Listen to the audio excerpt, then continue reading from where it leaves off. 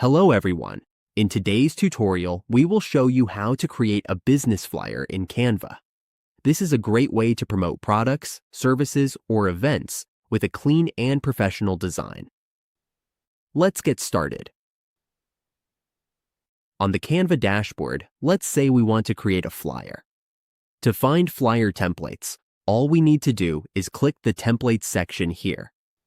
We can search for flyers and browse through the many options available to find one that suits us. Once we find a flyer we like, we simply click on it. Then click here to open and customize the template. Here, we can edit the details to match our needs.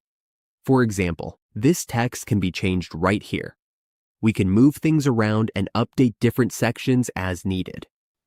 We can also adjust the colors, fonts, and layout to match our preferences.